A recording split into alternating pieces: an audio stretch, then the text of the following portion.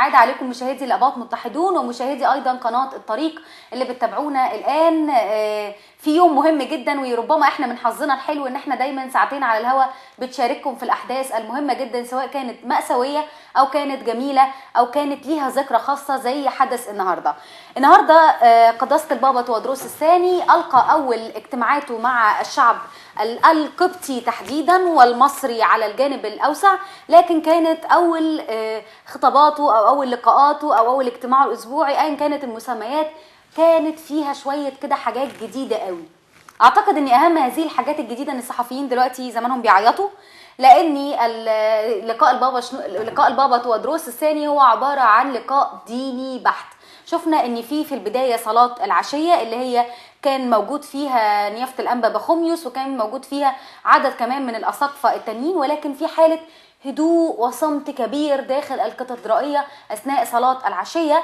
بعد كده لقينا ان قداسه البابا تودروس جالس على ترابيزه صغيره مش كبيره، مفيش اوراق، مفيش اسئله شعب، وجهاز الايباد اللي هو يعني الكمبيوتر المحمول، ربما بيتابع التويتر بتاعه، ربما بيتابع اي حاجه هو عايز يتابعها، او مثلا الوعظه بتاعته كاتبها عليه. ودي برضو تعد ظاهره جديده جدا وليها دلاله ان البابا الجديد مهتم بالتكنولوجيا ومهتم بالتواصل مع الناس من خلال العالم الافتراضي او الانترنت. بدات الوعظه كلام عن محبه الله لنا. الوعظه كلها دينيه بحته، اللي عايز يلاقي منها تفسيرات عن الواقع ربما يجد، لكن الوعظة دينية بحتة، وحالة الصمت كانت تسود الكاتدرائية. لا تسقيف، لا زغاريط، لا أي حاجة بتعبر عن أي مظاهر من المظاهر اللي احنا اعتدناها على مدار سنوات واللي ربما نكون متحفظين عليها، ولكنها كانت بتتم على مدار سنوات خلال بطريرك سابق راحل كان بيتميز بكاريزما شديدة جدا مقارنة طبعا بالبطريرك اللي بعده أو حتى اللي قبله. حوالين تحليل هذا الخطاب ومدلولاته في الذكرى المهمه النهارده، اول خطاب للبابا تودروس، معانا الاستاذ هاني رمسيس المحامي وعضو شباب اتحاد ماسبيرو. اهلا بيك يا استاذ هاني. اهلا بحضرتك. وطبعا استاذ هاني بيمثل جيل مختلف ويمثل ايضا شق سياسي وحقوقي مختلف. معانا كمان احد الشباب وهو الاستاذ مايكل عدلي عضو حركه الحقوق المدنيه للمسيحيين وحزب الجبهه. اهلا بيك يا مايكل. يعني عندنا الجيلين، عندنا نمطين مختلفين هنحلل معاهم النهارده لقاء البابا تودروس الثاني بالشعب. استاذ هاني، في البدايه كده عايز اشوف حضرتك شفت الموقف ازاي داخل الكاتدرائيه في وجود البابا تودروس النهارده في الاجتماع؟ هل كنت انت متوقع حاجه لقيت عكسها ولا توقعته لقيته؟ بصي، هو خلينا نتفق ان كان في مفاجاه النهارده ان سيدنا يبتدي بالعشيه. تمام. لان احنا على مدار سنوات طويله جدا كان قداسه البابا شنو ما بيبتديش اللقاء الاسبوعي بتاعه بعشيه. اتنين، كان اللقاء الاسبوعي بتاع قداسه البابا كان اسبوعيا احتفاليه كبرى. الشعب بيتجمع ويهتف لقداسه البابا ويهتف لحياته ويقدم فريق كبار خاص من احد الكنائس بيبقى بيستعد له بقاله شهور، وفي الغالب يتضمن فريق كبار ترنيمه خاصه بمديح الخاص لقداسه البابا. في الغالب ده كان بيحصل، ومجموعه من الترانيم الحماسيه للكنيسه. كان بيصاحب اللقاء لقاء قداسه البابا كمان صخب، يعني الناس كانت بتستناه في البيوت بشكل خاص. كان بيصاحبوا اسئله الناس. كمان بابا تودروس النهارده كانت دي برضه مفاجاه، ان هو مفاجاه ساره ولا غير ساره؟ بص، هو في الغالب انا بقول الملامح وبعدين نشوف السرور وعدم السرور. تمام. فعدم وجود اسئله النهارده كانت مفاجاه برضه. الشعب اعتاد في الاجتماعات دي يبقى عنده اسئله والبابا بيجاوبها. دي مظاهر اللي كان اللقاء بتاع قداسه البابا شنودة اسبوعيا. تمام. النهارده البابا تودروس حاسس انه عاوز يوصل رساله. يوم ده لقاء روحي بحت، لقاء كنس. انتوا جايين تسمعوا كلمه ربنا، تمام؟ واللي الناس من يجي يسمع كلمه ربنا، اللي عاوز يسمع حكاياته، عاوز يسمع حواديته، عاوز يسمع دي ما اتجوزتش بقى لها 50 سنه، ودي ده زعلان مش عارف بقى له قد ايه، ودي عايشه مع حماتها تنفع ولا لا. يعني اللي جاي يسمع الحواديت النهارده هو بيقول راجل يعني ما فيش مجال للحواديت في الغالب. مش هتبقى طالع فتح كتاب مقدس، ابتدى يقرا مجموعه من الايات من الكتاب المقدس، ابتدى يفسر ويتكلم عن محبه ربنا وبتاع. انهى اللقاء بشكل روحي. المعلم ابراهيم عياد ما طلعش بعد اللقاء قال ننبه عليكم ان اشرطه العظه موجوده بمكتبه كراسه البابا شنوده. كل ده اظن المظاهر دي كلها ما تمتش، لكن خلينا برضو ناخد بالنا ان ده اول لقاء لكراسه البابا. هل النمط ده هيستمر ولا لا؟ هل الشعب ما هيبتدي يبقى محتاج يكلمه يسمعه ويحصل تفاعل وبتاع هيختلف ولا لا؟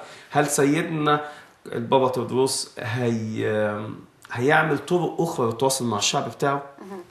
هل ممكن هو الراجل ممكن يفاجئنا بمناهج وطرق اخرى خالص مع التواصل مع الشعب غير اللي كان بيعملها البابا شنودة؟ صحيح.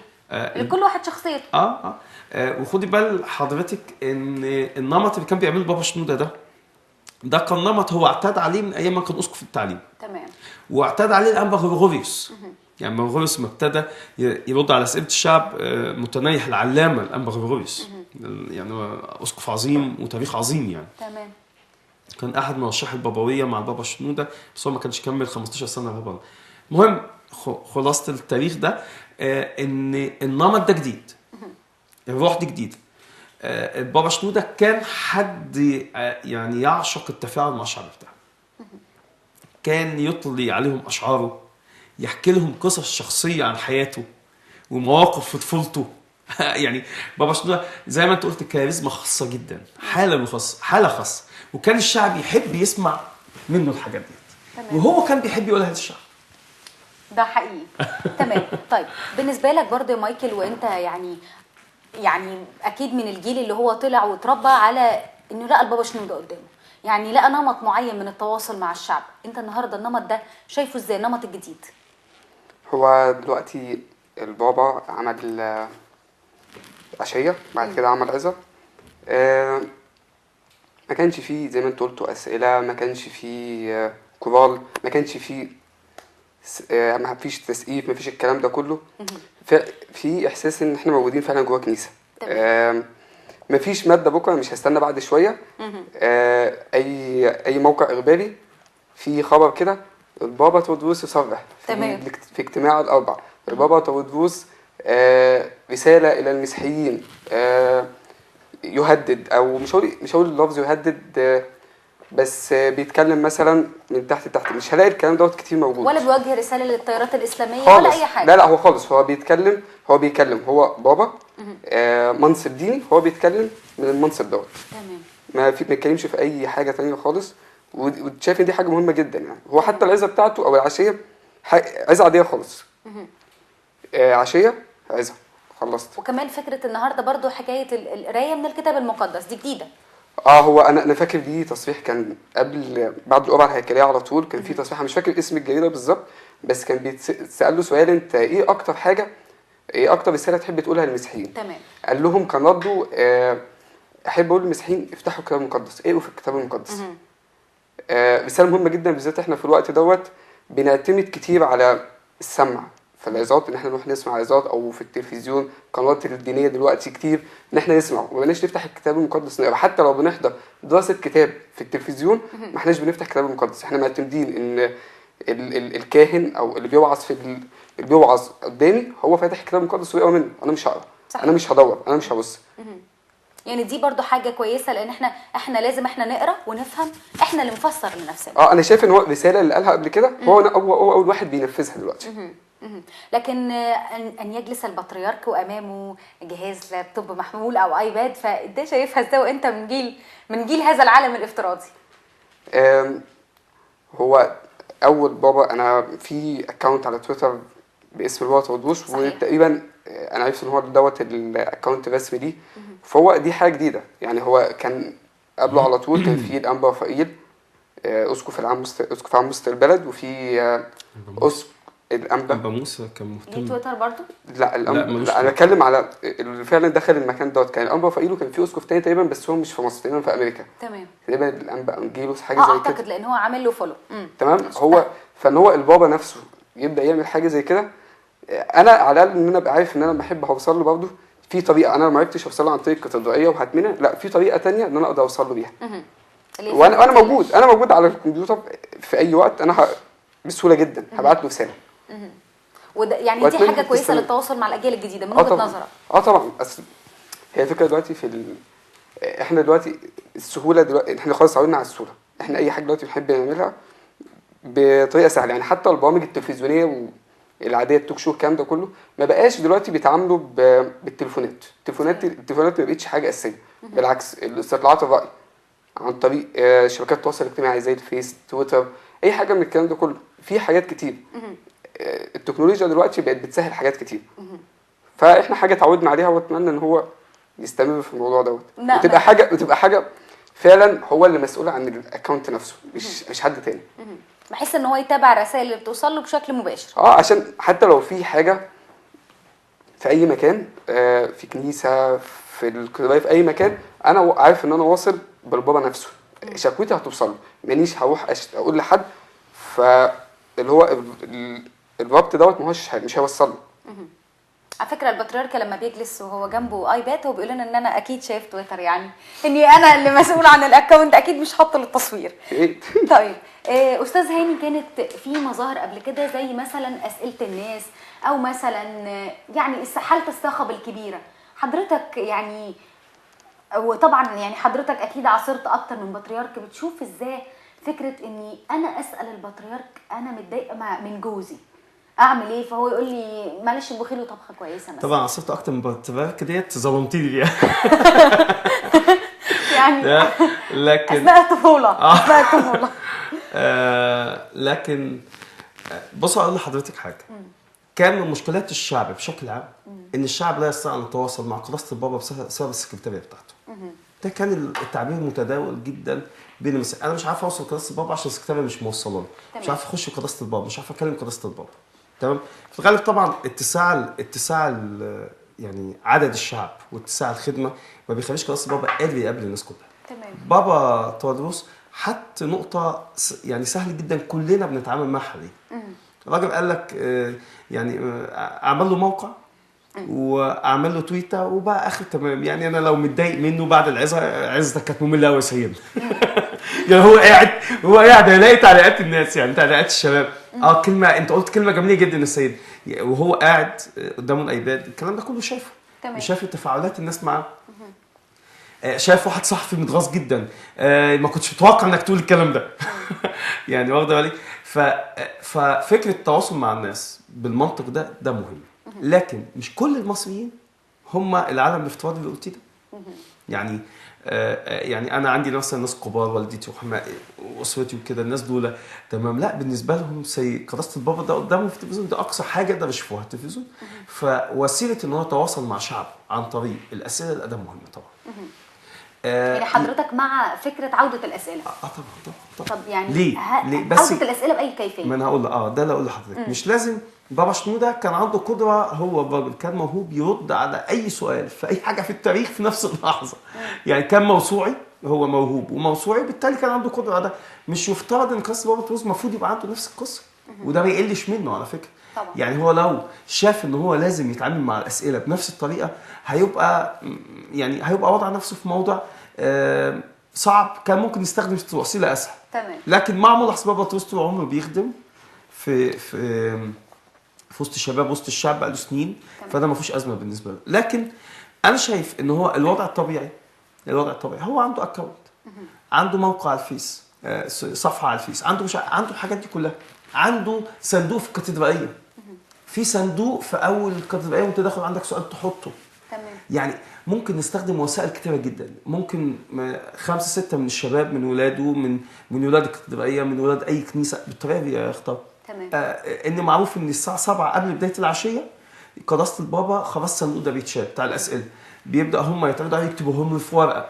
يعني عندنا وسائل مختلفه. البابا شنودة على اخر ايامه كان بتجيله اسئله خاصه، اجيب عن بعض الاسئله الخاصه بمشاهدي قناه اغابي. كان يقول دايما كده بمشاهدي قناه سي تي في. فحتى قداسه البابا على اخر ايامه حتى استخدم طرق مختلفه الشعب كان بيوصلوا بيها. واتذكر كتير جدا ايام ما قداسه البابا كان على قيد الحياه، وكان الناس تدخل على الهواء في قناه سي تي في او غابي، يقولوا لهم من فضلكم وصلوا لنا الموضوع ده فلاني وقداسه البابا، فيبعتوا وهكذا. فاللي بيعمله قداسه البابا تروس مهم جدا. تمام. لازم يوسع من دائره التواصل مع الشعب. هو ابتدى بفكره الالكترونيه دي رائعه، لكن الاسئله المباشره مهمه. كمان مهمه قوي يبقى في لقاء. لازم اعرف اوصل لقصص بابا ازاي. يعني لو عندي ازمه عاوز بابا هو بس اللي يسمعني. بس هل في ازمات لازم البطريرك هو اللي يسمعها مباشره؟ اقول لك العمليه دي فيها بعد روحي ونفسي. تمام. انا شايف ان هو اختياره لنوعيه السكرتاريه اللي حواليه هتبقى عبد الرئيس في النقطه دي جدا. يعني الناس السكرتاريه اللي حواليه قادرين يقدمون الشعب بشكل واحد قريب من الشعب جدا، وقادرين يوصلوا للشعب لو حد بعيد عنه. دي امانه السكرتاريه.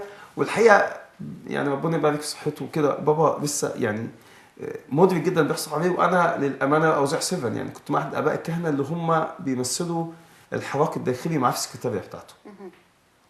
قال ان الراجل عمل خطه في تطوير نواحي الكنيسه وتنظيمها في فتره يعني لا تتعدى 3 سنوات. تمام. هيشتغل على كل حاجه. يعني هو في الفتره الصغيره دي اشتغل على قانون الرهبنه.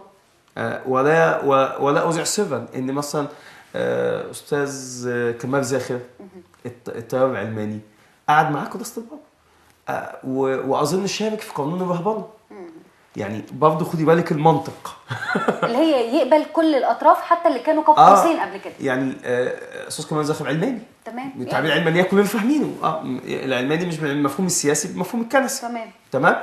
الراجل قعد قال افكار في قانون الرهبنه فاتسمع. فانا اظن 50% من المشكلات، مشكله اي بني ادم في الدنيا انك تسمعه. بعد كده الاليات للتنفيذ. حتى اخواتنا بتوع مشكلات الجواز والطلاق والحدوته الطويله وموضوع كبير جدا ده. تمام.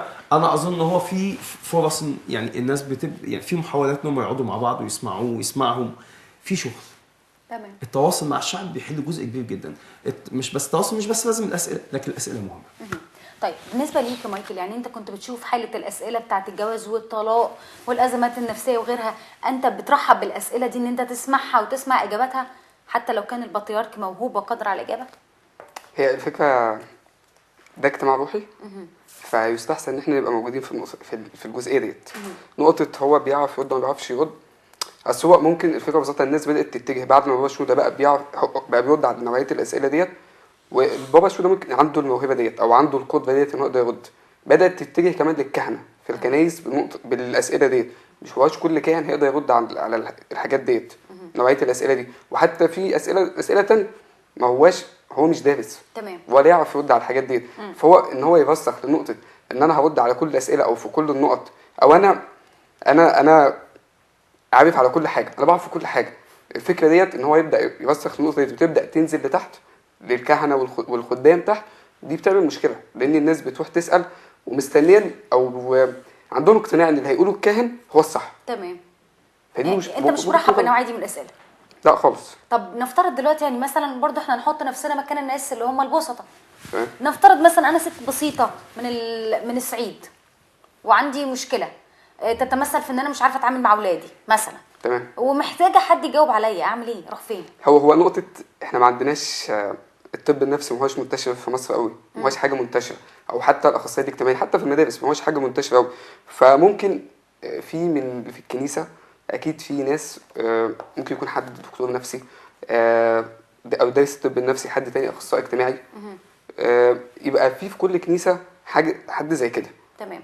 حتى في الصعيد في كل حته. وحتى لو مش موجود يبقى في الكاتدرائيه هنا او اي حاجه زي اسكويه الشباب، اسكويه الخدمات، تختار ناس تبدا تروح وتدي كورسات هناك، وهم نفسهم ممكن يروحوا كل مده في المشاكل او الحاجات الكبيره او الصعبه.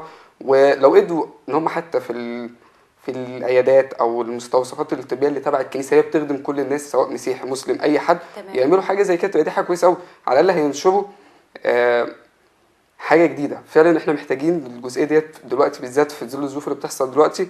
الطب النفسي هتبقى حاجه مهمه قوي. بعيدا خالص عن رجل الدين. لا انت خالص. رافض فكره ان يكون رجل الدين مشارك؟ لا، ما هي المشكله في ان الناس دلوقتي رجل الدين بقى او الكاهن او الشيخ دلوقتي بيتكلم في كل حاجه، في كل حاجه. هو بيفقه في كل شيء، ودي مشكله، دي مصيبه. يعني هو اكيد ما درسش ده كله، يعني اكيد هو متخصص في حاجه هيعرفها. صحيح. يعني انا مش عارف بصراحه يعني زي عادل امام في الفيلم الدين بيقول ايه. يعني عايزين نلغي الفكره دي. وهي بتجيب يعني من كميه المشاكل اللي فيها بعد كده بتبقى مش مشاكل، كوارث. الناس فعلا دلوقتي احنا في مشكله لغايه دلوقتي مش عارفين هنحلها ازاي. نقطه التبعيه لرجل الدين. تمام. طيب استاذ هاني، عايزين نعرف كل بطريرك قبل كده، حضرتك ما عاصرتش ولا واحد منهم طبعا.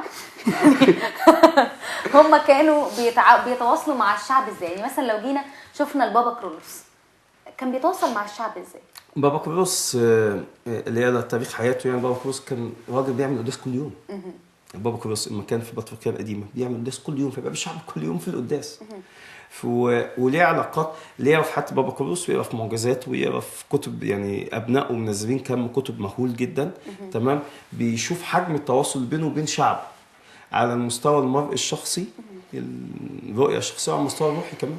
بابا كرولوس كان يتواصل مع شعبه بشكل غير عادي عن طريق الصلاه، وده اتوجد اما عن طريق القداسات واما عن طريق اللقاءات الشخصيه. بس هو انا ما اسمعش قصه بابا كرولوس ان هو كان بيعمل اجتماعات روحيه.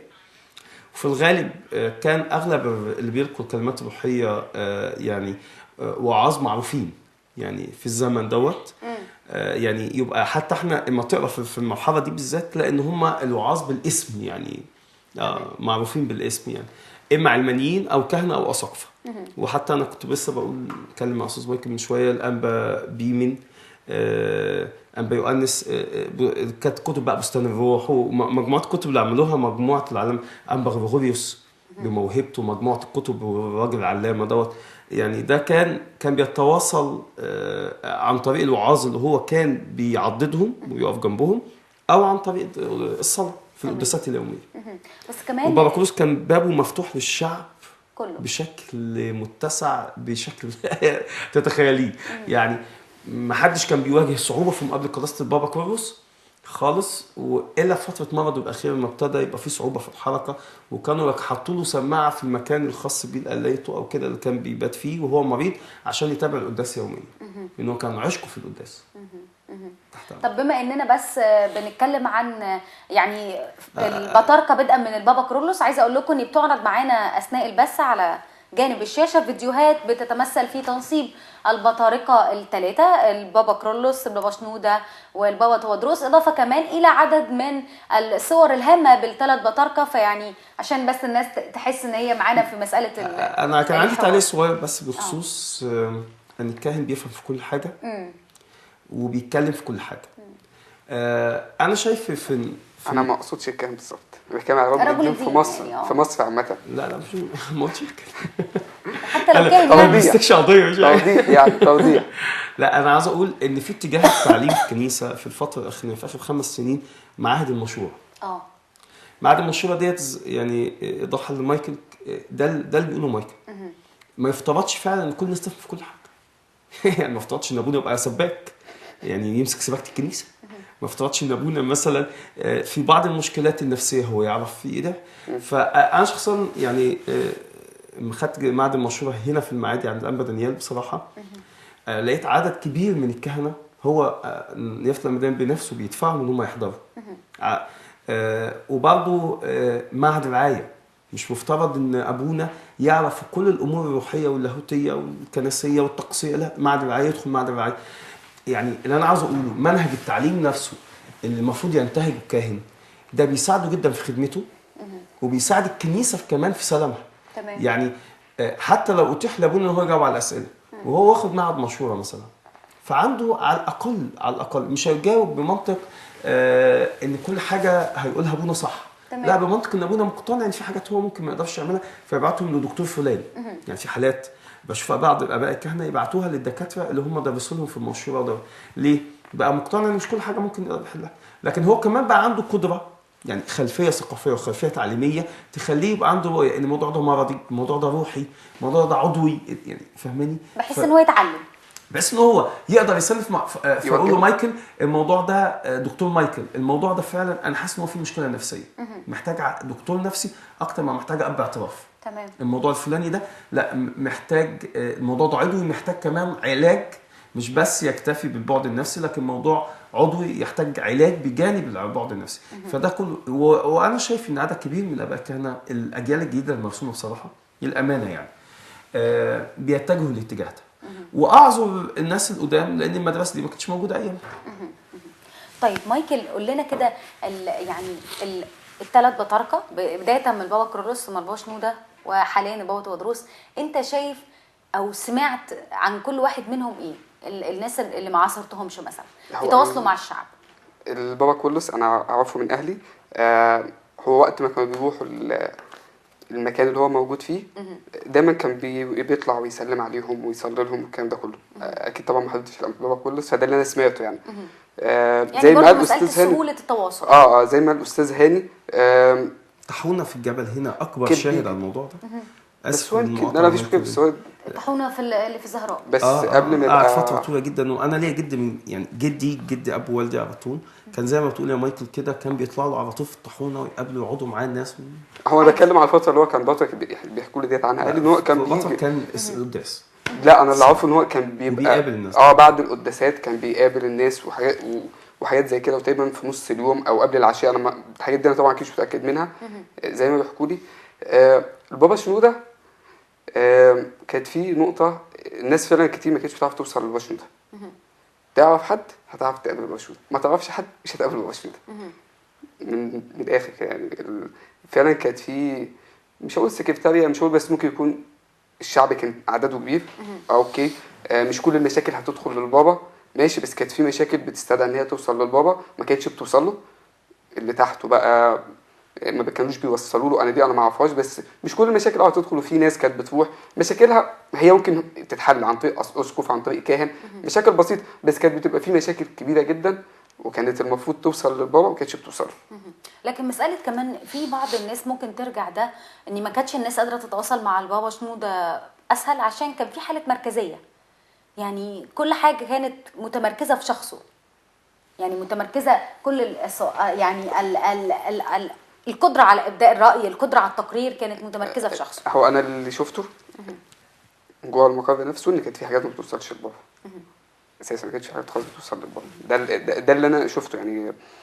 نقطة كمان برضو في نقطة تانية ان البابا فعلا كان في اخر 4-5 سنين كان تعبان جدا ومحدش كان يعرف. يعني هو بابا كان تعبان جدا جدا وما كانش يعرف غير الناس القريبين منه، وحتى كان بيبان عليه الاجهاد في الايام زي يوم العيد، عيد الميلاد او عيد القيامة، والناس ما كانتش تعرف. فممكن يكون برضو الناس ما كانتش مديها عذر للنقطة دي.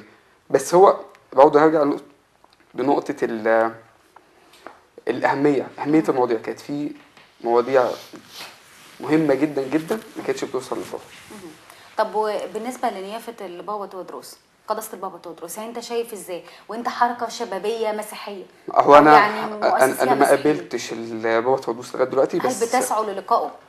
لا هو لغاية دلوقتي هو كنا حاولنا عن طريق الحزب، بس كان فاكر كان في الوقت دوت في احداث وحاجة زي كده فأجلنا. بس انا اعرف ناس كتير جدا قدروا يروحوا يسلموا عليه ويتصوروا معاه وصلى لهم، وفي ادهم اللي هم ادوا له ورق وحاجات زي كده. بالعكس قابلوه وكان بيضحك ويهزر معاهم وما كانش همه الوقت اللي بيضيع مع الناس. فبس اتمنى الموضوع ده يستمر. ده المهم ان هو يفضل فعلا بيتواصل بالذات مع الناس الكبار. فعلا في ناس كبيره جدا جدا كنت بشوفها كانت الكبار في السن البسيطه، ناس بسيطه جدا جدا كنت بشوفهم بالذات في الاعياد بيبقوا نفسهم يسلموا على البابا، سواء عيد الميلاد او عيد القيامه بيبقى نفسهم بيجوا الصبح بدري نفسهم يسلموا على البابا، ولان هم ما يعرفوش حد ما كانوش بيخشوا يسلموا على البابا. سواء بقى عن طريق الامن اللي كان بيبقى واقف بره، عن طريق ناس تانية، بس هو ما كانوش بيعرفوا يسلموا عليه. كان الناس دي بتبقى موجوده من الساعه تقريبا 5 الفجر. يا صعب قوي. لكن برضو بالنسبه لحضرتك يا استاذ هاني، هل شباب اتحاد ماسبيرو يسعى للقاء البابا تودروس، خاصه ان هو كان خلال فتره البابا شنوده في السنين الاخيره او السنتين الاخرانيين كانوا قاب قوسين من الكنيسه، وكانوا يعني بيصوروا على انهم السلطه المواجهه لقرارات الكنيسه السياسيه؟ بصي نجاوب على السؤالين. تمام. الاولاني احنا طبعا يشرفنا قداسة البابا تودروس. هل حاولتوا؟ بشكل تنظيمي طلبنا طبعا. ولسه ما تردش؟ بص احنا مقدرين جدا، يعني احنا شايفين ان احنا الظرف اللي هو يعني مسك فيه ظرف صعب شويه، بس احنا تواصلنا من اكتر من طرف ومن اكتر من حد في السكرتاريه وطلبنا ده، ومطرح ما يتسع وقت واحنا قابلين. يعني احنا الموضوع مش ضاغط، وده بابا الكنيسه تمام، والوقت اللي هيناسبه احنا راضيين بيه. يعني احنا ما عندناش ازمه ان هو اما يفضل ان هو لو عنده مقابله مثلا مع احد السفراء، مع احد القاده في البلد او احد المسؤولين بتاع انهي اولى، لا هو يمارس مهامه الطبيعيه، واحنا اولاده في اي وقت هيشوفوا مناسب هنتقابل معاه. ده مش هيضايقنا خالص. السؤال الثاني التاني حاسس انك يعني قسيت علينا فيه قوي، لان احنا عمرنا ما كنا انا بقول وصف، الزراعه. لا مش لا طبعا مش رايي. عمرنا ما كنا الزراع اللي يستخدم ضد الكنيسه. يعني كان يتعبني جدا النقطه ديت، ويتعب الاولاد الشباب عندنا في الاتحاد ان يتم تصويرهم على ان هم الزراع المعارض ضد البابا وضد الكنيسه. ده كلام ده غير حقيقي. يعني احنا كل القضايا اللي طلعنا فيها قضايا الكنيسه، بس انا مش مطلوب مني، انا انسان، انا في النهايه انسان، مواطن مصري نمره 1، 2 مسيحي، 3 انسان متفاعل مع الحياه. ما يفترضش، لا يفترض ان انا المنطق، انا النهارده بنتناقش في عقيده وطقس، ولا بنتناقش في قضيه عامه. تمام، فطبعا بنتناقش في قضيه عامه، فانا ببدي رايي وحضرتك تبدي رايك. تمام. وقدسك تبدي رايك. في النهايه ده موضوع عام كلنا نتكلم فيه مع بعض، ما عندناش اي مشكله، لكن ما فيش حد مؤله في رايه. يعني التأليه في الراي ده شيء مش مقبول. تمام. بمعنى وبوضوح اكتر، احنا في اتحاد شباب مسؤول معانا اباء كهنه ومؤسسين الاتحاد. يعني لكن هم في النهايه الناس كانوا بيضعوا صوتهم كصوت من ضمن فريق العمل بيشتغل وبياخد قرار جوه الاتحاد. فكره ان احنا كنا بنشتغل ضد الكنيسه، هو سهول كان ضد الكنيسه ولا مع الكنيسه؟ يعني اعتصام مسؤول الاولاني كان ضد الكنيسه ولا كلها كانت من اجل قضايا مسيحيه، يعني طبعا الكنيسه. امبابه واعتصام الثاني كان ضد الكنيسه ولا مع الكنيسه؟ كلها قضايا كنسيه. وانا لما بعتصم النهارده، الدوله اكتر من مره حاولت تتواصل معانا باشكال مختلفه، تتواصل معانا شخصيا، حاولت تتواصل عن طريق الكنيسه، ما فيش طريق، هو الكنيسه ما تعرفناش، ما تعرفش مين دول. احنا كلنا مجموعه من النشطاء بيشتغلوا في مجال الحقوق، في مجال القضيه القبطيه، واتجمعنا في اتحاد شباب مسبيرو. تمام. فهو التواصل المباشر مع الكنيسه، اسقف يعرف فلان، اسقف لا ما يعرفوناش. هم يعني ممكن نكون مصلين في كنايسنا كمسيحيين عاديين، لكن في الخارج لا، احنا نشط سياسيين لينا مجالنا اللي بنشتغل فيه. فهو الدوله لما حطت تواصل معانا عن طريق الكنيسه ما لقيتش سكه خالص، لان هي اصلا بتتواصل معانا من مكان غير مناسب. انت بتأدي دورك كمواطن ليه حق الكنيسه لها سياسي. كل الاحترام. قداسه البابا شنودة في اعتصام مسبيرو 2 قال انا بطلب منكم انكم تسيبوا المكان وتمشوا. احنا شفنا ان احنا اصدرنا بيان في اللحظه قلنا بنحترم الكنيسه كمؤسسه، بنحترم قداسه البابا في شخصه وفي كيانه، يعني في الصفه اللي هو بيمثلها، لكن في النهايه انا بعبر عن قضيه مواطنين في الشارع. من حق ان انا اكمل واتحمل مسؤوليه بشكل كامل. تمام. واتحمل مسؤوليه اخر المشوار. فهل ده كان ضد الكنيسه ولا مع شعب الكنيسه؟ خروجنا في كل المسيرات وتنظيمنا لكل المسيرات اللي كانت في الفتره الاخرانيه بعد الاعلان الدستوري، وفي انتخابات رئيس الجمهوريه، وفي انتخابات ده كله كان بتنظيم مع الكنيسه. لا، الكنيسه مالها الكنيسه بره، لا نفرض عليها قرار تفرض علينا القرار. طيب دلوقتي مثلا يا مايكل، انت لو بتسمع حاجه حلوه هتقول الله، هتنفعل، انت شاب اهو. فناس كتير بتقول احنا مش ضد التسفيق في الكنيسه ولا الزغاريت ولا الحاجات دي، انفعالات طبيعيه جدا بناء على ان الناس كانت مثلا بتسمع حاجه جميله جدا فتزغرط او تسقف مثلا لما حاجه بتعجبها.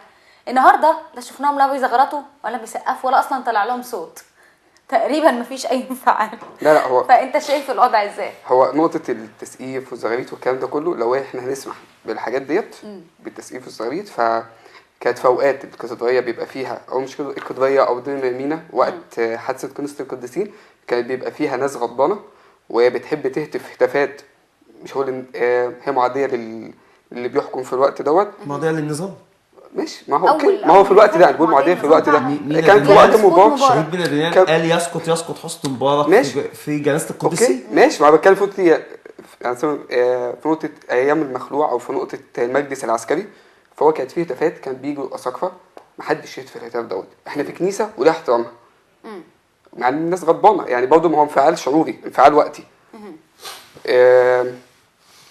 دي نقطة التسويق في سؤال اللي هي فكرة ان انفعالات انت شايفها انها ضد احترام مكان الكنيسة. لا هو احنا لا، ما عنديش مشكلة، انت عايز تسقف ماشي، بس انت بتقول ده شعور لا ارادي في الوقت دوت. نفس الكلام، الناس اللي بتهتف في الوقت دوت هو ناس غضبانة وحاسة بالقهر وبالاضطهاد، فهم برضه برضه شعور لا ارادي ان هم بيهتفوا ضد النظام او ضد الموجود في الوقت دوت. فهو ده برضه ما هياش حاجه ضد قدسيه الكنيسه.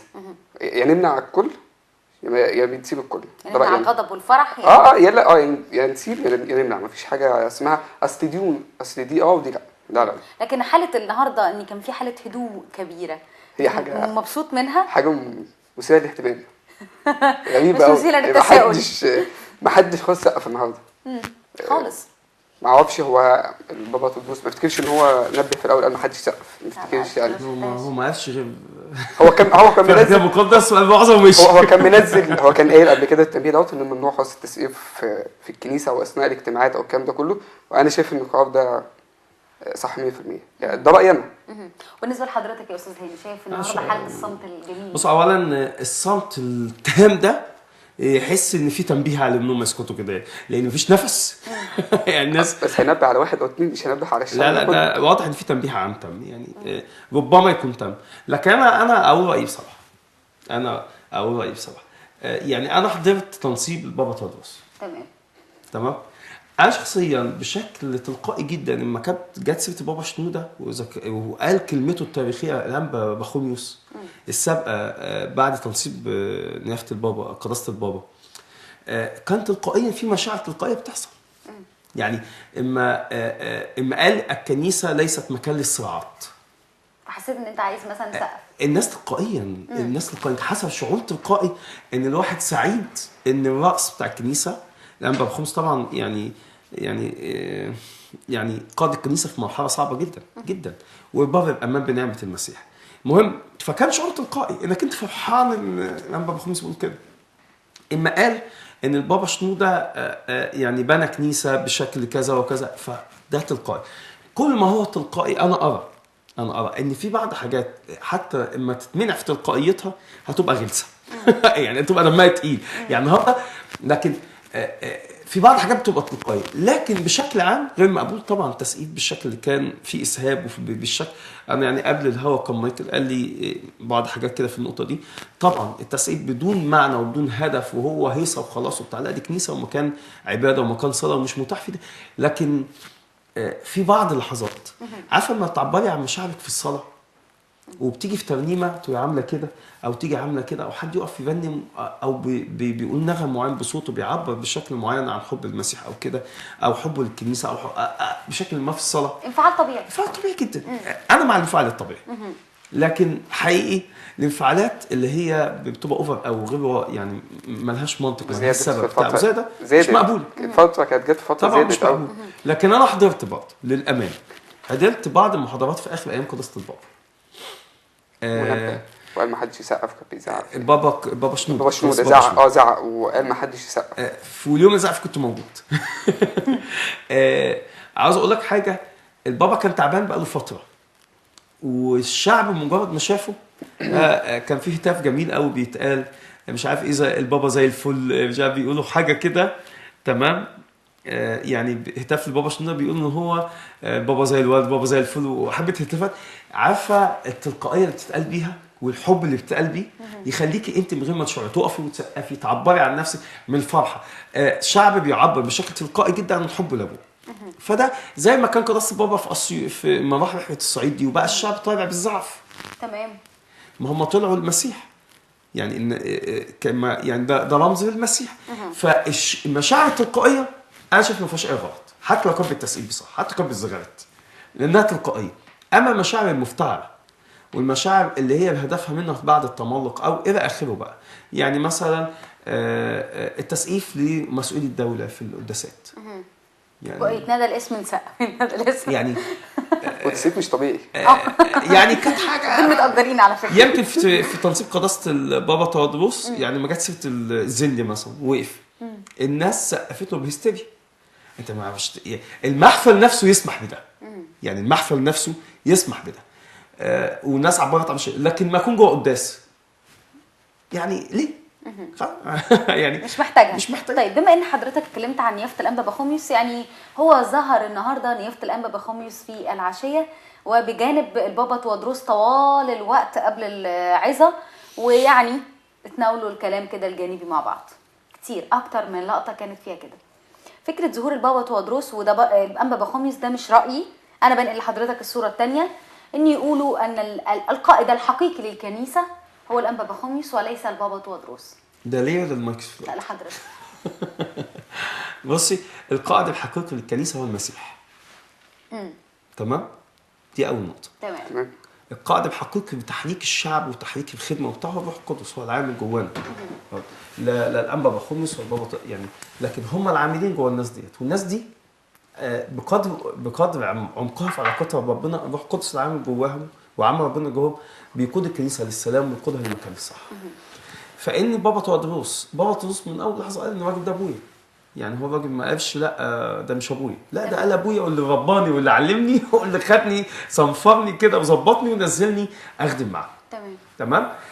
فانه هو يظهر الانبا بخوميوس، كنت بقول بابا بخوميوس، الانبا بخوميوس بجانب بابا تودروس في اول عظه يقولها للشعب في اول يوم. طبعا انا لو ابويا هكون محتاج انه يكون جنبي في اللحظه دي. انا شايف ده شيء وتصرف لطيف جدا. لا انا عجبني جدا كمان وجود الانبا بشوي بصراحه. يعني هذه بصراحه بوضوح بقى، يعني عجبني جدا وجود الانبا بشوي. الانبا بشوي كان بيبقى جنب بابا شنوده في عظاته وبيقعد يسجل وبتاع. لا بقيت مبسوط جدا ان هو رغم بعض اتفاق الناس او اختلافها على الانبا بشوي، بس كان في مجموعه مقدس بعض المشكلات شافوها ان هو كان سبب مشاكل كبيره جدا فيها، لان هو خلينا نتكلم عن الابوه بقى. يعني الانبا بشوي اكبر سن من بابا تودروس واقدم خدمه وبتاعت النهارده جاي تحت ايدين ابوه البابا وقعد تحت ايديه وسمع العظه. فده هي دي كنيسه. هي دي كنيسه اللي هي فيها روح التسليم وروح الحب. تمام. وانا شايف ان وقفتهم كلهم جنبه النهارده كان ممكن ما يجوش يعني على كبير المسك فما يجيش، مش مضطر ده. وخصوصا ان هم لما كان ايام بابا ما كانش كلهم بيجوا له الا بعد ما تعب وابتدى يعي وبتاع، فكلهم ابتدوا يحضروا معاه عشان يساندوه، لكن هم ما كانوش مضطرين لده. لكن وقفتهم جنب ابو الكنيسه وابوهم الروحي، لا ده موقف انا حضرتك محترمه جدا. شايفها نقطه ايجابيه، مش ما تديش اي انطباع سلبي. لا خالص خالص خالص. وايه يعني بنستشهد انت، احنا متعارف عندنا في الكنيسه الارثوذكسيه عندنا ان كل شخص فينا ليه اب اعتراف بما فيه كراسه البابا، ليه اب اعتراف. وممكن يكون اب اعتراف اللي تحت ايده ده اللي هو بيعترف على ايديه وبيتلمذ على ايديه يكون اصغر منه سنا كمان. يعني البابا شنود انا اعرف ان هو بابا كان اب اعترافه ابونا ابراهيم، مش فاكر بس هو كتب قصته، نزل كتاب باسمه. تمام. اسمه ابونا ابراهيم حاجه كده، ونزل كتاب باسمه وهو كان اب اعترافه. كان اصغر منه سنا. كان كاهن. كان كاهن وده البابا بتاع الكنيسه. يعني ده على حد معلوماتي يعني. طيب النهارده يا مايكل لقينا البابا تودروس اتكلم عن محبه الله وعن المسيح داخل المجتمع اليهودي، وقالها كده مباشره.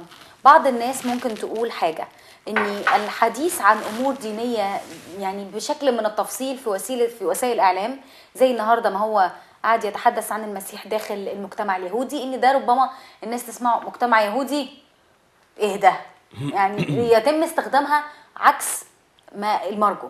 لا هو اللي هيستخدمها وسائل الاعلام اللي هتستخدم حاجه زي كده هي معروفه يعني. هي معروفه. اصل دي ده هو بيتكلم عن موضوع وحاجه موجوده في الكتاب المقدس. انا مش شغال في الكتاب المقدس عشان خاطر اي حد مهما كان هو خالص. بالعكس انا شايف ان العظه دلوقتي اللي بتتكلم عن محبه المسيح فعلا، احنا في الوقت والظروف اللي فيها البلد واحنا جزء من البلد، حاسين محتاجين نعرف فعلا نحس بمحبه ربنا نعرفها. فشايف ان الموضوع لا الموضوع هو اختيار كويس جدا جدا في الوقت دوت. اي حد هيبدا يستخدم نقطه اليهود في حاجه تخصه يعني او في اي حاجه دي حاجه تخصه، اصل انا مش شغال الكتاب المقدس عشان خاطر اي حد يعني. يعني انت مش شايف ان دي ممكن تصير شويه مشاكل كده بين الناس حتى وبعضها؟ اصل اللي هيصير المشاكل معاهم هو كده هو لو ما قالش حاجه، هو لو طلع وقف بس قدام جوه الكاتدرائيه ووقف كده بس ومسك المايك هو خلاص كده بالنسبه لهم اصلا معاهم مشاكل. هم معروفين يعني من قبل من وقت ما اختار البابا تودروس وهم طلعوا قالوا كلام غريب وبننصحك وتعالى وما تجيش هم على اي حاجه يعني. تمام. برضو فكره التفاصيل الدينيه اللي هي مرتبطه بالعقيده المسيحيه اللي واضح كده النهارده ان البابا تودروس هيستخدمها في الايام الجايه او هيتكلم عنها بشكل تفصيلي لما تعلن للناس كلها. ده مش ممكن يعني كل حاجه يقولها فين يعني؟ يعني هو ما يطلع يخاطب الشعب يقول له كل كلمه وهيقولها فين يعني. غير كده فكره الشعب اليهودي بالنسبه لهم او بالنسبه للكلام ده حاجه تخصه. لكن احنا بالنسبه لنا كتاب مقدس واحده واحده، عهد قديم وعهد جديد. عهد قديم بيحكي من بدء الخليقه فيما يخص سقوط الانسان وصولا بقى بعمل ربنا لحد ما عاد البشريه كلها لوجوده على الارض ونزوله وتجسده وصلبه وقيامته من الاموات. تمام، وده ايماننا اللي احنا بنؤمن بيه، وده كتابنا اللي بنؤمن بيه، وده عقيدتنا. فاذا ما كانش بابا الكنيسه يبقى عنده القدره على ان هو يتكلم داخل الكنيسه بتاعته على امور الروحيه ويشرح كتابه المقدس ويبشر بيه كمان. يعني ايه المشكله ان قداسه البابا بيلعزه ده ويبشر البشريه كلها بكلمه ربنا؟ هل الكلام ده فيه حساسيه؟ ده الراجل قال درس كتاب مش تبشير. يعني قال ان انا بس عاوز الاجتماع يعني هيبقى هو درس كتاب. ده بيقول درس كتاب، درس كتاب ده وبيشرحه ومذاع للدنيا كلها. تمام. ده مش اعلان لايمانه، اعلان بالكتاب المقدس واعلان لمسيحيته. وبالتالي اي حد يعجبه الكلام ده فممكن يسال. ايه المشكله في ده؟ يعني انا شخصيا لما بقعد قدام احد القنوات الدينيه الاسلاميه ويستلفت نظري ايه من القران الكريم واسال فيها، ده فيه مشكله؟ ما فيش اي مشكله خالص. المفروض لا، المفروض لا. مفيش اي مشكله خالص. تمام. احنا في معانا مداخله من الاستاذ ماجد ميشيل من المحله. اهلا بيكي بحضرتك يا استاذ ماجد. اهلا وسهلا، ازي حضرتك؟ الحمد لله تمام. هو اتفضل. بالنسبه كان ليا تعليق على التسقيف في الكنيسه. على نعم. هي دي حاله خاصه.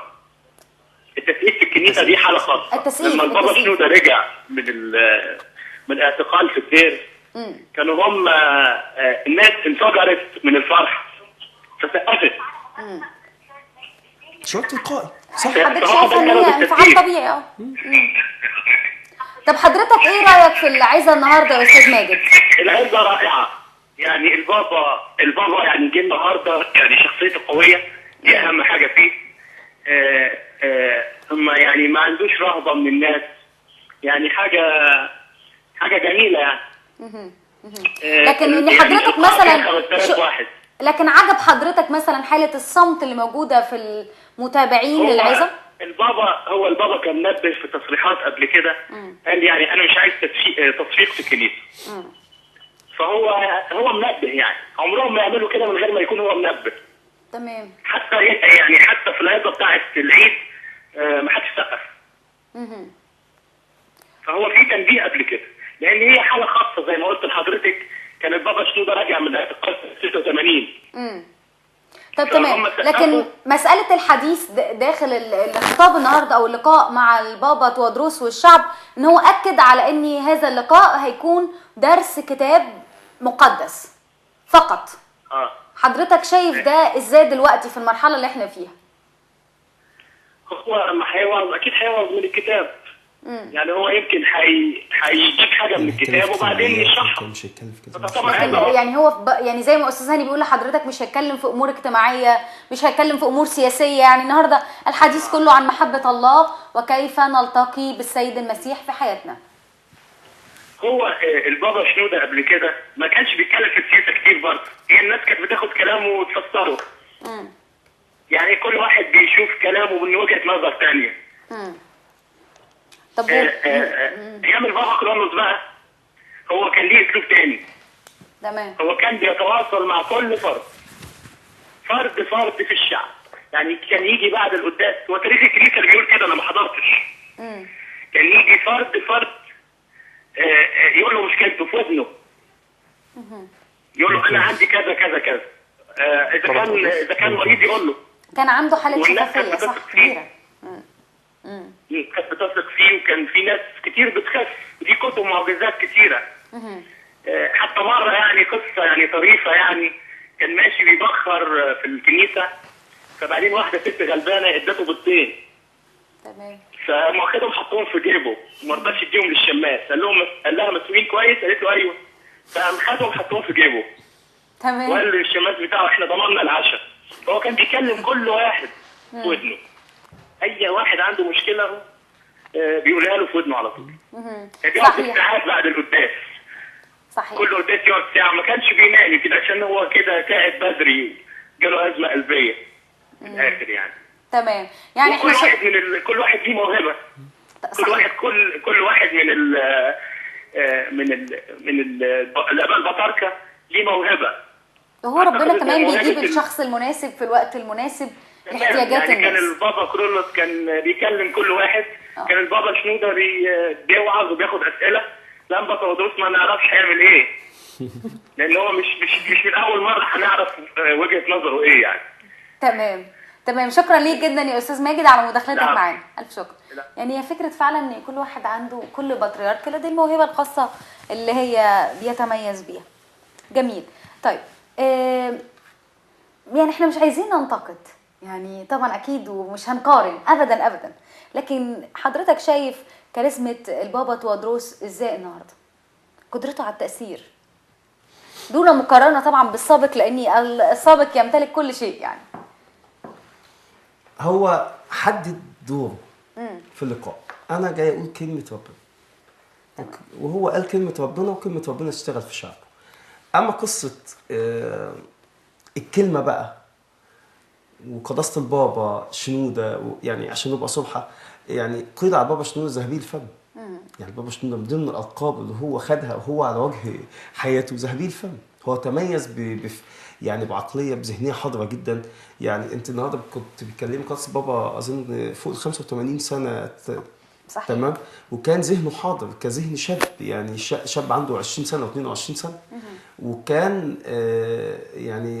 يعني انا حضرت له بعض رسالات اباء الكهنه وترشيحاتهم بتاع. فكان قدره على الحساب، قدره على استرجاع التاريخ، قدره يعني حاجه لا حاجه خاصه من الجيل اللي هو خلاص. قدره على الهزار، كان بيهزر كتير. لا كان موهوب في الكلمه. لا كان حتى بيعرف لا في حته مهمه قوي. كان عنده قدره على التواصل مع الشعب بشكل غير عادي. وترفيه يعني قدره على من اشهر الحاجات اللي تمت معاه اما حد بيقول له بيقول له بتاع دوت حاجه. المواد قالوا ما هم العجول اللي تفهم.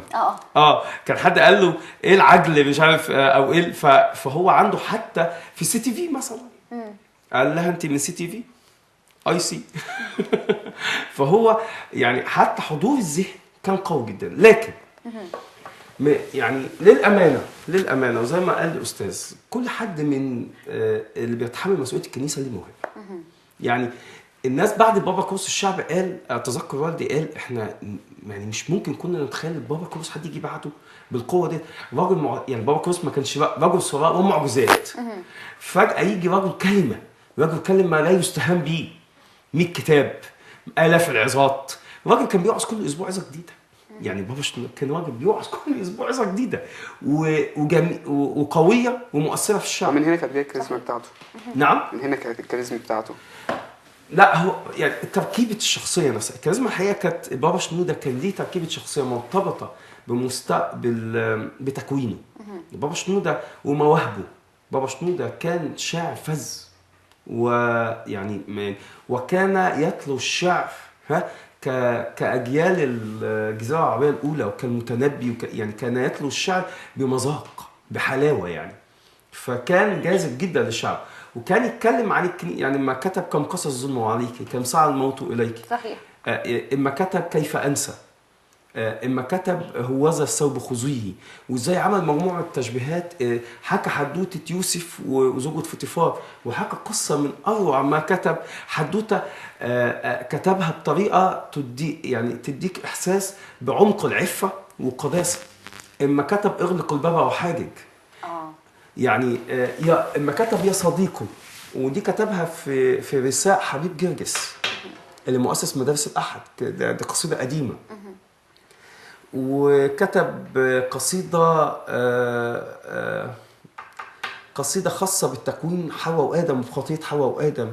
يعني هو ليه طبعا مؤلفات وإنجازات كبيرة في مجال الكتابة. انطلاق الروح. اقرا بابا شنوده انطلاق الروح. وهو عضو نقابة صحفيين على فكرة. وعضو نقابة صحفيين. اقرا بابا شنوده مقالاته في الأهرام ومقالاته في الجمهورية. وطني. طبعا مقالاته انا بعتبر مقالاته في وطن دي طبعا تراث كبير يعني. اسمع لبابا شنوده كلمته اللي قالها في حضور السادات بعد احداث فتنه التقفيه في الزهره الحمراء.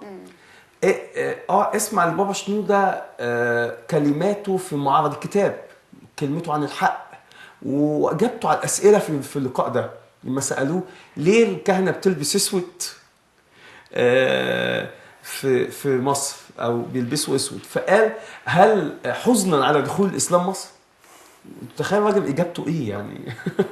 يعني انا مش عايز لا، لكن بشوقكم تسمعوا الحاجات ديت. تمام. البابا شنودة اقراروا لو عاوز تقراروا في علم اللاهوت مثلا، ليه 3 كتب عن الخدمه الروحيه، 4 كتب.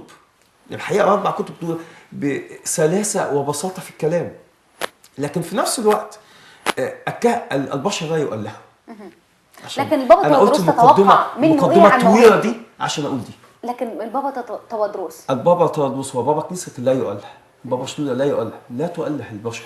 تتوقع ايه الموهبه اللي احنا محتاجينها منه؟ انا شايف في شخصيته قوه، يعني ثبات اجيال الاضطهاد. يعني شايف في شخصيته نظراته القوه والثبات، وراجل مش سهل تهزه كلمه ولا يعني يا جبل ما يهزك ريح يعني. ده عرفات بس ماشي. طيب تمام. بالنسبه ليك برضو يا مايكل، يعني شفت النهارده كاريزمة البابا تودروس ازاي مع الناس، ولا لسه مستني تحكم بعد شويه؟ لا هو بصراحة أنا شايف حب الناس في بابا تودروس من وقت ما اتعلن اسمه. يعني أنا شفت الناس اللي راحت له الديب عجيبة. يعني حاجة غريبة يعني، زي ما بيقولوا أستاذ هاني. بس أنا شفت له زي ما بيقولوا أستاذ هاني عنده ثبات. أنا كنت شفت له فيديو أيام ما هو كان أسقف في الأبوشية عنده. هو فعلا عارف إزاي بيتعامل في الموقف. تمام. ودي حاجة كويسة. احنا ما هوش لسه هيتعلم او الكلام ده كله، لا هو عارف، عنده خبرة في الحياة واضحة، ودي حاجة كويسة. تمام. احنا بنشكركم جدا في نهايه حلقتنا، بس انا عايزه برضو منكم، يعني بما انكم جيلين مختلفين وفكرين مختلفين، رساله من حضرتك يا استاذ هاني ورساله منك يا مايكل للبابا تودروس النهارده بعد اول لقاء لي مع الشعب. سيدنا، عاوز اهنيك على اليوم التاريخي دوت، انك انت تنزل يوم 4 بعد ما كان قداسة البابا شنودة أسس العظات المهولة دي، انك انت تاخد نفس القرار، انك انت تنزل كل اسبوع توعظ شعبك في نفس الميعاد. انت بتثبت قاعدة ان التعليم في الكنيسة هو نمرة 1. عاوز اهنيك على اليوم ده، وعاوز اقول لك سيدنا يعني حاجتين صغيرين في اذن نيافتك قداستك. الاولانية وسع دوائر الاتصال بشعبك، ما تضايقهاش، وسعها جدا. انك فتحت وسائل الانترنت ده رائع، لكن الشعب بيحب يتواصل مع ابوه مباشره. وسعها على قد ما تقدر. 2 ذكرانا مع السكرتارية وكل السكرتاريات فيها ملاحظات، فارجو ان لا ياتي اليوم اللي نجد فيه عائق في الوصول لقداستك عن طريق السكرتارية او اي وسيله. شكرا. رسائل مهمه جدا جدا يا استاذ هاني. مايكل، أكيد النهاردة فعلا الاجتماع حاجة جديدة جدا، وهو حب يفرض أسلوبه من أول يوم، وأسلوبه وشخصيته من أول يوم، ودي حاجة كويسة. هو عارف، هو زي ما الأستاذ هاني هو عارف هيقول إيه كويس جدا جدا جدا. وخلاص أنا بعد كده كل 4 محدش يجي، وده بالنسبة لي مهم أوي بصراحة، محدش يجي من الصحفيين يستنى أي بروباجندا هيطلعها بعدها بشوية. دي حاجه بالنسبه لي مهمه قوي قوي. مش حلو بالنسبه لنا بس اوكي. لا دي حاجه كويسه جدا. هو ودي يا ريت يبقى هو يعني هي بالتالي مجرد ما هتبتدي من فوق هي تبدا تنزل لتحت لغايه الكنيسه. ودي حاجه كويسه، ودي على فكره انا شايفها من فتره طويله. حتى الكنيسه اللي انا بحضر فيها الموضوع ده بقى له مده من ايه تقريبا الانبا خميس، وهو الموضوع ده بدا ينتشر. خلاص احنا مسؤوليتنا مسؤوليه دينيه بس، روحيه بس. تمام. شكرا ليك يا استاذ هاني رمسيس المحامي عضو اتحاد شباب ماسبيرو. شكرا ليك مايكل عدلي عضو حركه الحقوق المدنيه المسيحيين وحزب الجبهه. بشكركم مره ثانيه. الى هنا مشاهدي الاباط متحدون وقناه الطريق الفضائيه، بنشكركم على حسن متابعتكم لينا في حلقتنا النهارده الخاصه عن اول لقاء للبابا تودروس الثاني مع الشعب المسيحي. ويعني في النهايه عايزه اقول لكم ان احنا بنقرا كتب كتير، بنعرف افكار كتير، ولكن الكتاب المقدس هو للمسيحيين تحديدا كتاب الحياه، فعليهم ان يتم دراسه كتاب الحياه ده ممكن من خلال اللي ما عندوش وقت يتابع كل عظة البابا تودروس في درس كتاب الحياه اللي احنا محتاجينه في حياتنا الصعبه دلوقتي. تصبحوا على خير، ونلتقي يوم الاحد ان شاء الله في حلقه جديده.